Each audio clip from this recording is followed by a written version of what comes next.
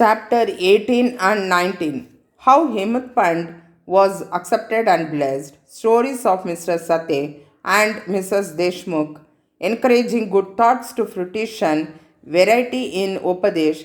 Teachings regarding slander and remuneration for labor.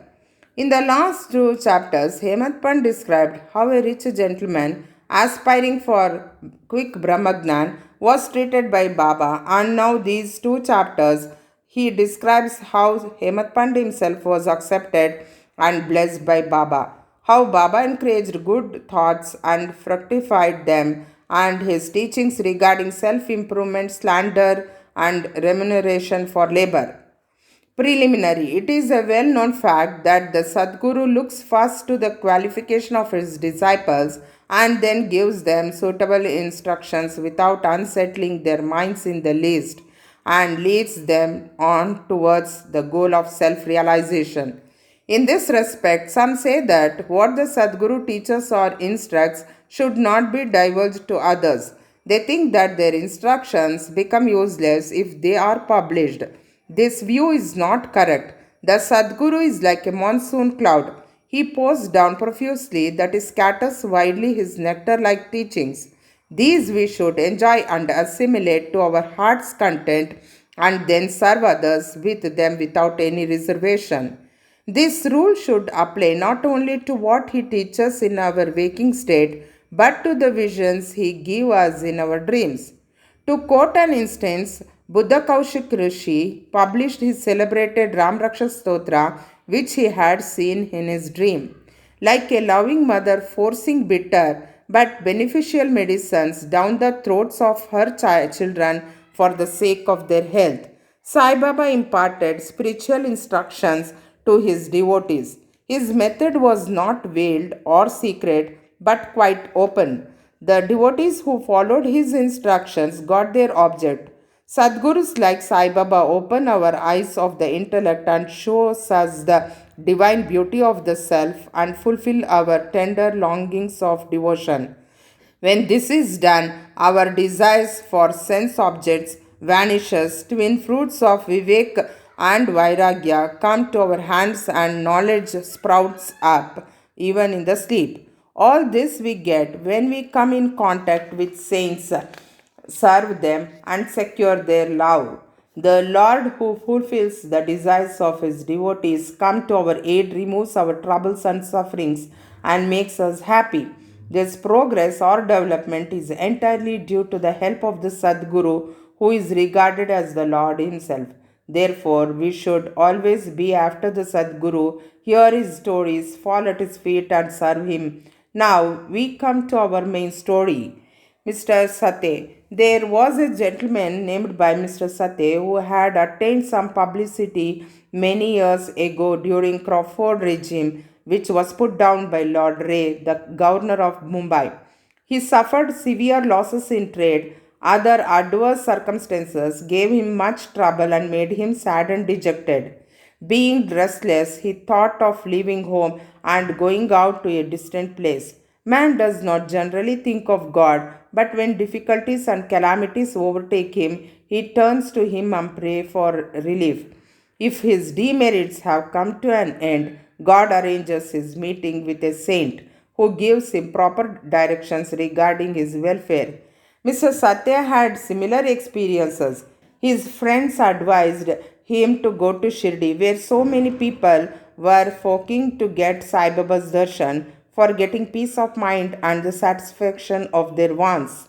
He liked the idea and at once came to Shirdi in 1917, seeing Baba's form, which was like eternal Brahma, self luminous, peerless, and pure. His mind lost its restlessness and became calm and composed. He thought that it was the accumulation of merits in his former births that brought him to the holy feet of Baba. He was a man of strong will. He at once started to make a Parayan study of Guru Charitra. When the reading was finished in the Sapta 7 days, Baba gave him a vision that night. It was to his effect. Baba, with Guru Charitra in his hand, was explaining its contents to Mr. Sate, who was sitting in front and listening carefully. When he woke up, he remembered the dream and felt very happy. He thought that it was extremely kind of Baba who awakens souls like his that are snoring in ignorance and makes them taste the nectar of Guru Charitra. Next day, he informed Kakasaheb Dikshit of this vision and requested him to consult Sai Baba regarding its meaning or significance, whether one sapta reading was sufficient or whether he should begin again. Kakasaheb Dikshit, when he got a suitable opportunity, asked Baba Deva, what did you suggest to Mr. Satya by this vision? Whether he should stop or continue the sapta. He is a simple devotee. His desire should be fulfilled. Then Baba replied, he should make one more sapta of the book. If the work be studied carefully, the devotee will become pure and will be benefited. The Lord will be pleased and will be rescued him from the bondage of the mundane existence. At this time, Hemant Pant was present there. He was shampooing Baba's legs when he heard Baba's word. He thought in his mind, what Mr. Satya read for a week only and get a reward, and I am reading it for 40 years with no result. His 7 day stay here becomes fruitful while my 7 years stay goes for nothing. Like a chatic bird, I am ever waiting for the merciful cloud to pour its nectar on me and bless me with his instruction. No sooner did this thought cross his mind, Baba knew it then and there. It was the experience of the Bhaktas that Baba understood all their thoughts and that he suppressed the evil thoughts and encouraged the good ones. Reading Hemat Pant's mind, Baba at once asked him to get up, go to Shama, get from him 15 rupees as dakshina, sit and chit chat with him for a while and then return. Mercy dawned in Baba's mind, and so he issued this order. And who could disobey Baba's order? Hemant Pant immediately left the masjid and came to Shama's house. He had just bathed and was wearing a dhotar. He came out and asked Hemant Pant, how is it that you are here now? It seems that you have come from the masjid. Why do you look restless and dejected? Why are you alone? Please sit and rest while I shall do my worship and return. In the meanwhile, you please take pan bida. Let us then have a pleasant chat. After saying this, he went inside and Hemat Pant sat alone in the veranda. He saw in the window a well known Marathi book named Nath Bhagwat. This is a commentary by the saint Eknath on the 11th skanda of the bigger Sanskrit work, the Bhagwat. At the suggestion or recommendation of Sai Baba, Messrs. Bapusaheb Jog and Kakasaheb Dikshit read Bhagavad Gita daily with its Marathi commentary named Bhavrata Deepika or Dhyaneshwari, a dialogue between Krishna and his friend devotee Arjun, and Nath Bhagwat, a dialogue between Krishna and his servant devotee Uddhav, and also Eknath's other big works, namely Bhavrata Ramayan. When devotees came to Baba and asked him certain questions, he sometimes answered them in part and asked them to go and listen to the readings of the above mentioned works, which are the main treatise of Bhagavad Dharma. When the devotees went and listened, they got full and satisfactory replies to their question. Hemat Pant also used to read daily some portions of Nath Bhagwat. That day he did not complete the daily portion of his reading, but had left it unfinished in order to accompany certain devotees who were going to the masjid. When he took up the book from Shama's window and casually opened it, he found to his surprise that the unfinished portion opened up. He thought that Baba sent him very kindly to Shama's house for enabling him to complete his daily reading. So he went through the unfinished portion and completed it. As soon as this was over, Shama, after doing his worship, came out and the following conversation took place between them. Hemat Pant, I have come with the message from Baba. He has asked me to return with 15 rupees as dakshina from you. also to sit with you for a while and have a pleasant chit chat and then return to the masjid with you. Shama, with surprise, I have no money to give. Take my 15 namaskaras, prostrations in lieu of rupees as dakshina to Baba. Hemat Pant, all right, your namaskaras are accepted. Now let us have some chit chat. Tell me some stories and leelas of Baba which will destroy our sins. Shama, then sit here for a while. Wonderful is the sport leela of this god Baba. You know it already. I am a village rustic, while you are an enlightened citizen. You have seen some more Leelas since you are coming over here. How should I describe them before you? Well, take these leaves, betel nut and chunna, and have the pan bida while I go in dress myself and come out. In a few minutes, Shama came out and sat talking with Hemat Pant. He said, the Leela of this god is inscrutable. There is no end to his Leelas. Who can see them? He plays off sports with his Leelas. Still, he is beyond them. What do we rustic know? Why does not Baba himself tell stories? Why does he send learned men like you to fools like me? His ways are inconceivable. I can only say that they are not human. With this preface, Shama added, I now remember a story which I shall relate to you. I know it personally. As a devotee is resolute and determined, so is Baba's immediate response. Sometimes Baba put the devotees to severe test and then gives them Upadesh instructions. As soon as Hemat Pandit heard the word Upadesh, a flash of lightning crossed through his mind. He at once remembered the story of Mr. Satya's Guru Charitra reading the and thought that Baba might have sent him to Shama in order to give peace to his restless mind. However, he curbed his feeling and began to listen to Shama's stories. They all showed how kind and affectionate Baba was to his devotees. Hemat Pant began to feel joy on hearing all this.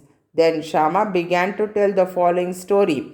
Mrs. Radhabai Deshmukh. There was an old woman by the name Radhabai. She was the mother of one Kashaba Deshmukh. Hearing Baba's fame, she came to Shirdi with the people of Sangamanar.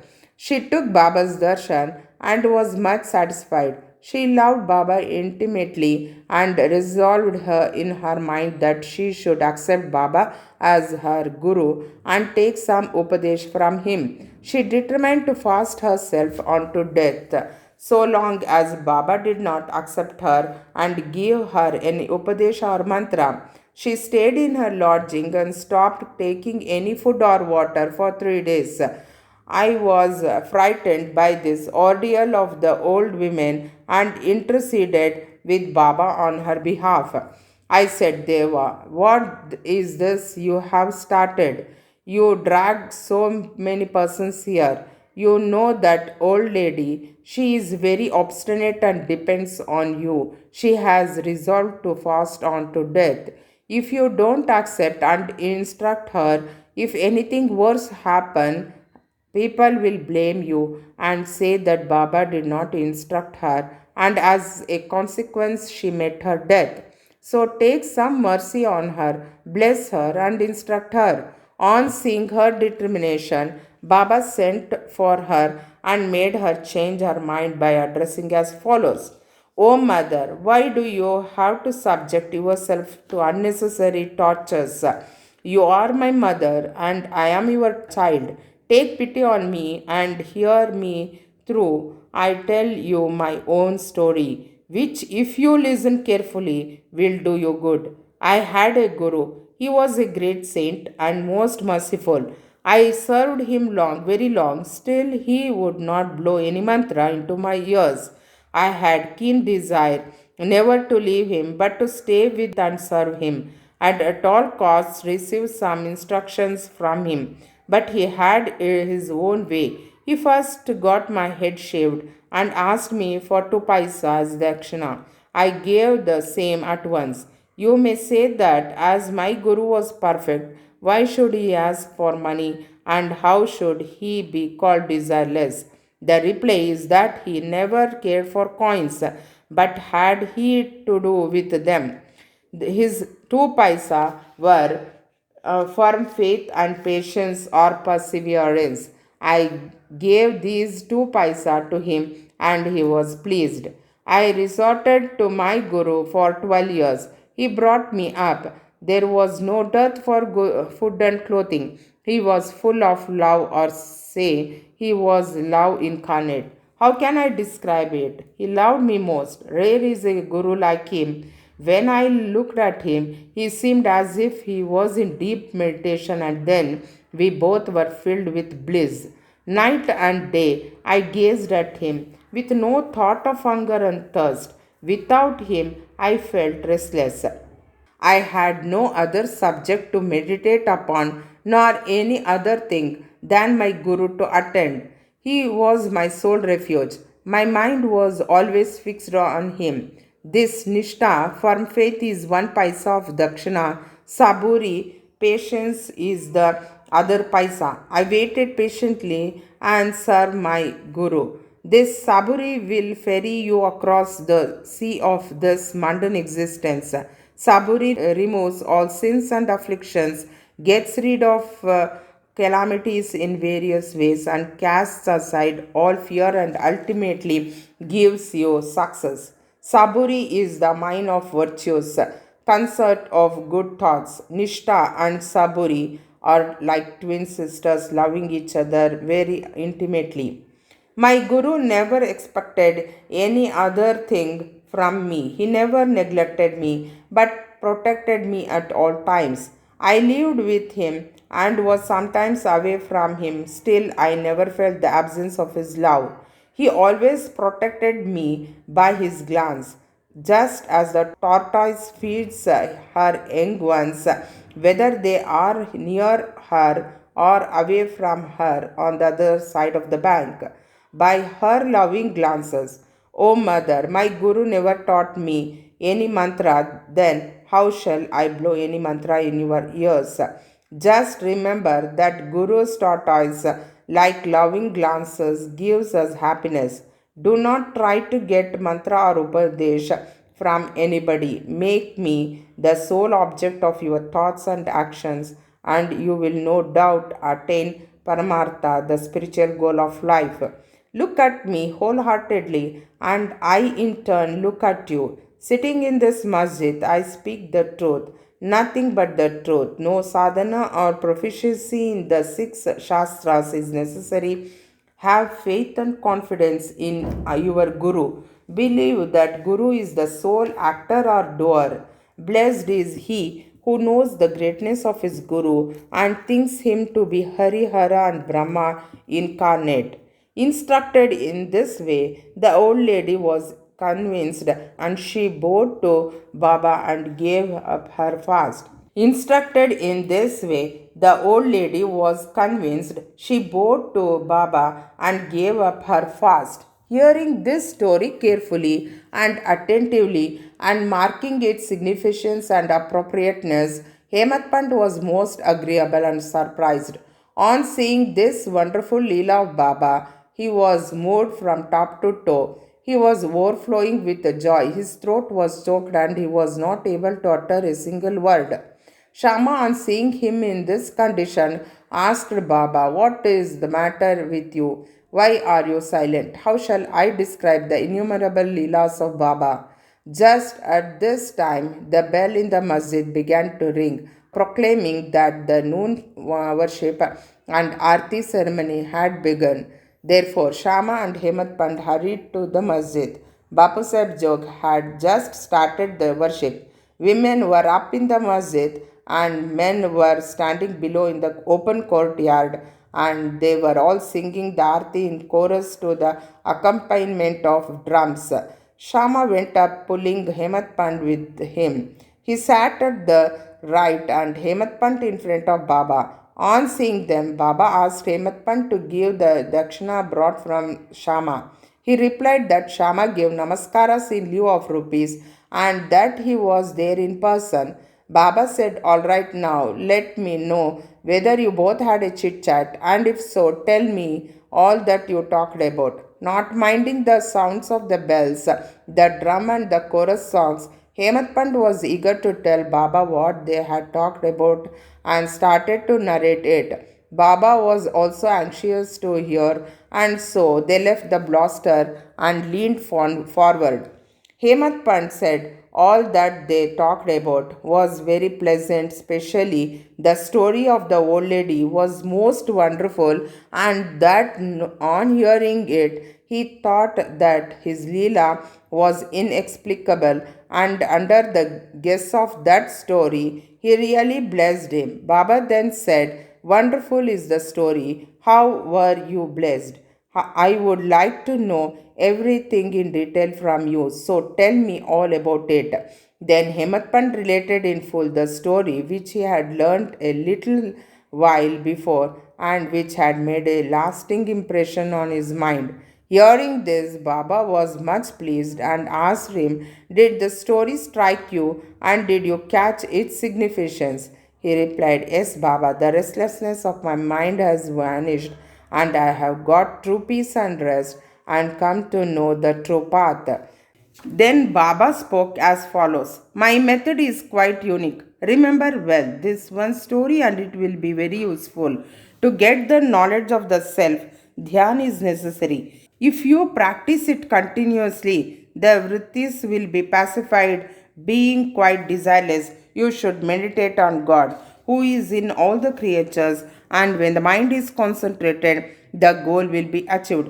Meditate always on my formless nature, which is knowledge, incarnate consciousness, and bliss. If you cannot do this, meditate on my form from top to toe, as you see here night and day.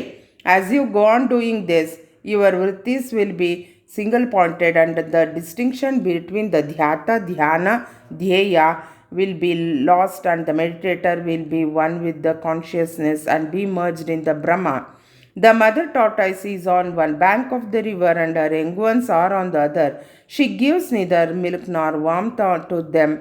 Her mere loving glances gives them nutrition. The young ones do nothing but remember their mother. The tortoise glance is to the young ones the only source of sustenance and the happiness. Similar is the relation between the Guru and the disciples. When Baba uttered these words, the chorus of the Aarti songs was over, and all cried out loudly in unison, "Victory be to our Sadguru Sai Maharaj, who is pure consciousness, knowledge, and bliss." Dear readers, let us imagine that we are at this time standing amongst the crowd in the masjid, and let us join them in this Jai Jaikar. After the Aarti ceremony was over, Prasad was distributed. Bapu Sahib Jog came forward as usual, and after saluting Baba, gave into his palm a handful of sugar candy. Baba pushed all this into the hands of Hemant Pant and said to him, "If you take this story to heart and remember it well, your state will be sweet as the sugar candy. All your desires will be fulfilled, and you will be happy." Hemant Pant bowed down to Baba and implored, "Do favor me like this. Bless and protect me always." Baba replied, "Hear this story, meditate on it, and assimilate its spirit. Then you will always remember and meditate on the Lord, who will manifest himself to you."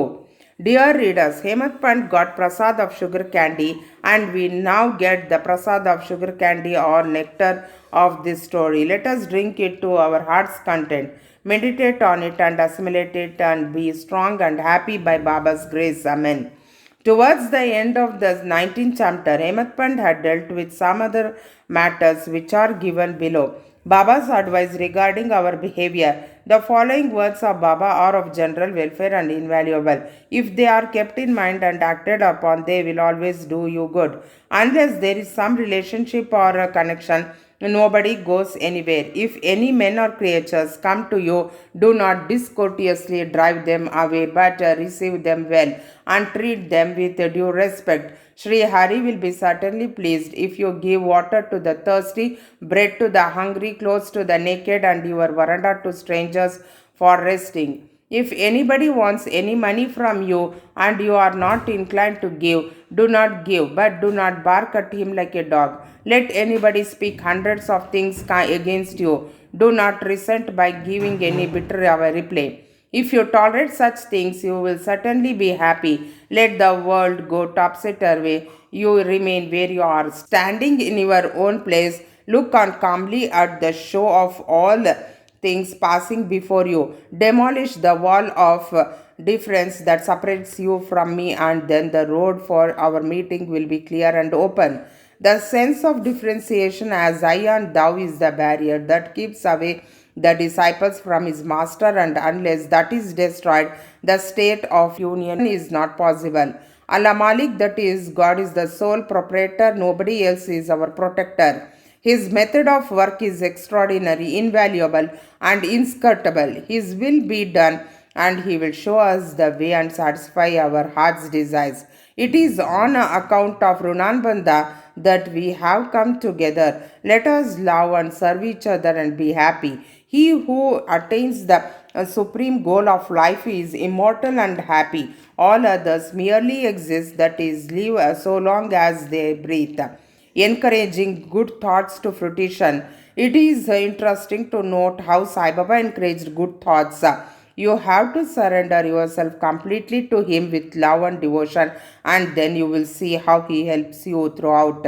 Some saints have said that when you get a good thought immediately after awakening from sleep, and if you develop the same afterwards during the day, your intellect will be unfolded and your mind will attain calmness.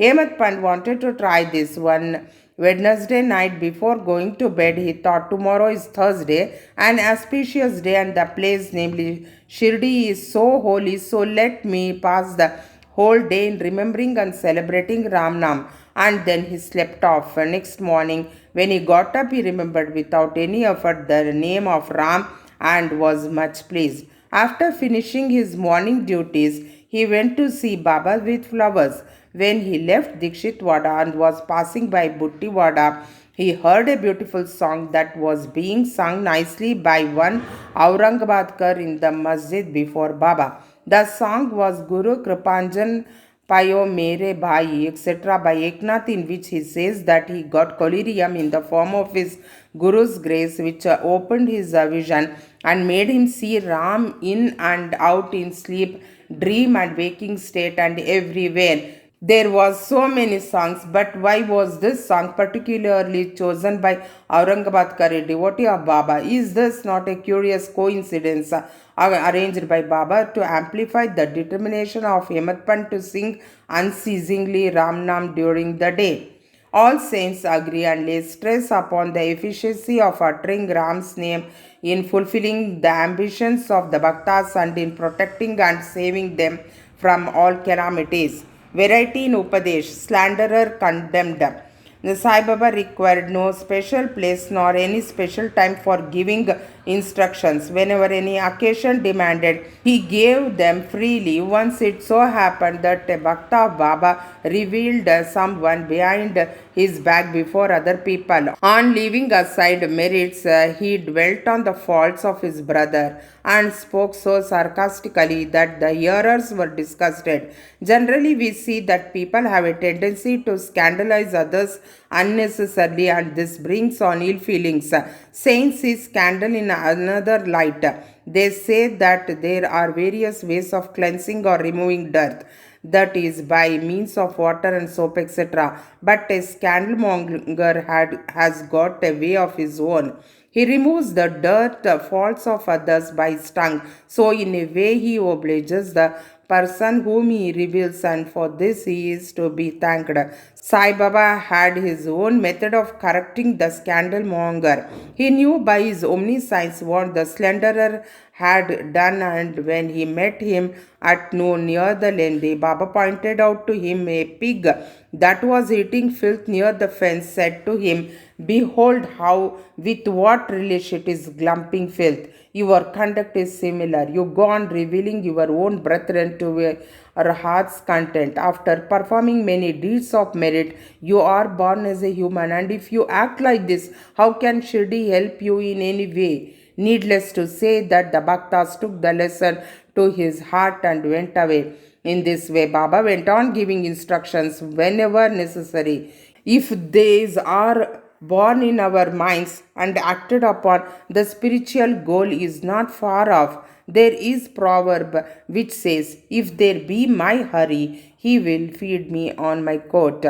This this proverb is only true in respect of food and clothing. But if anyone believing this sits idle and does nothing in spiritual matters, he will be ruined. One has to exert himself to his utmost for attaining self realization. The more he endeavors, the better for him. Baba said that he was omniscient, transcending land, etc., world, light, and heaven, and that he was not localized. He removed the misunderstanding of those who thought that Baba was only his body 3 cubits and a half in length. He incarnated himself in this form, and if any devotee meditated on him day and night with complete self surrender, he experienced complete union with him, like sweetness and sugar, waves and sea, eye and its sight. He who wants to get rid of the cycle of births and deaths should lead a righteous life with his mind calm and composed. He should not speak harshly to anyone so as to hurt him. He should always engage himself in good actions, should do his duties and surrender himself, heart and soul, to him. He need not then be afraid of anything. He who trusts him entirely, hears and expounds his leelas, and does not think of anything else, is sure to attain self realization. Baba asked many to remember his name and to surrender to him, but to those who wanted to know who they were, he advised Shravan and Manan. To some, he advised remembering God's name, to others, hearing his Leelas, to some, worship of his feet, to others, reading and studying Adhyatma Ramayan, Dhyaneshwari, and other sacred scriptures. Some he made sit near his feet, some he sent to Kandoba's temple, and some he advised the repetition of the 1,000 names of Vishnu, and some the study of Chandyoga, Upanishad, and Gita. There are neither any limit nor any restriction to his instructions. He gave in person or by visions and dreams. To someone addicted to drink, he appeared in his dream, sat on his chest, pressed it, and left him after he gave a promise not to touch liquor anymore. To some, he explained some mantras like Guru Brahma in dreams. To some devotee who was practicing Hatha Yoga, he sent word that he should leave off Hatha Yoga practices, sit quiet, and wait. It is impossible to describe all his ways and methods. In ordinary worldly dealings, he set examples by his actions, one of which is given below. Remuneration for labor. One day at noon, Baba came near Radhakrishna Mai's house and said, "Bring me a ladder." Some men brought it and set it against the wall of a house as directed by Baba. He climbed up on the roof of Vaman Gundka's house, passed over the roof of Radhakrishna Mai's house, and then got down from the other corner. What object Baba had done, none could know. Radhakrishna Mai was at that time shivering with malaria. It may be to drive off that fever that he may have gone up there. Immediately after getting down, Baba paid 2 rupees to the persons who brought the ladder. Somebody asked Baba why he paid so much for this. He replied that nobody should take the labor of others in vain. The worker should be paid his dues promptly and liberally. If the principle taught by Baba he be followed, that is, of the remuneration for labor be paid promptly and satisfactorily, the laborers will turn out better, and both the laborers and their employers will be profited. Boto Shri Sai, peace be to all.